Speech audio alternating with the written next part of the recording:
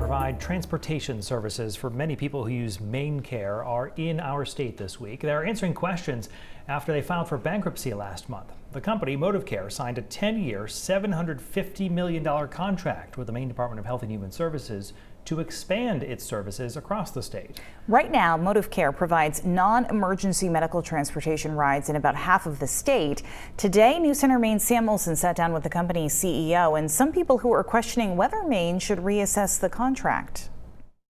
It made sense to get here and get ahead of the issues that are out there, but also make sure that I'm talking transparently to all parties. Modivcare CEO Heath Sampson visited Maine after filing for bankruptcy just a few weeks ago. He met with Modivcare employees and state leaders Tuesday in Augusta. Consistently troublesome. Members of the state's Health and Human Services Committee working with DHHS leaders and Sampson to understand what the next step for Maine is. Some lawmakers say they consistently hear complaints about the service, like drivers showing up late or sometimes not at all. No other issue is reported to me more often. Sampson says he was surprised to hear those comments in Maine. DHHS leaders say the company is in compliance with performance metrics called for in the current contract. They say there has been no more than one complaint for every 100 rides. Metrics some don't think accurately show the whole problem.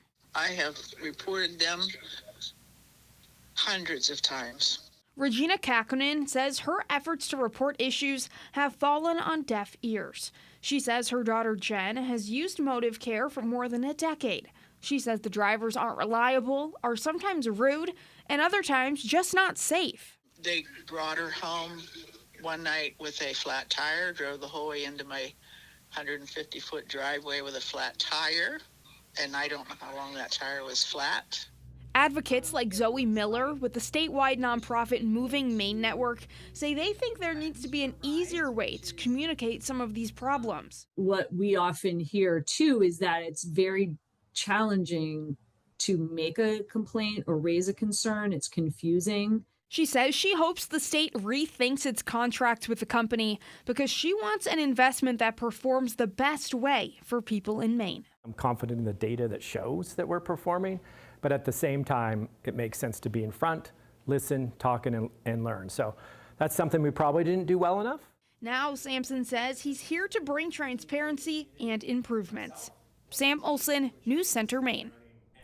The 10-year contract to expand Modivcare statewide is currently caught up in the courts. Until the legal case is resolved, Penquist, Waldo Community Action Partners, and Modivcare will continue transporting patients under the current system.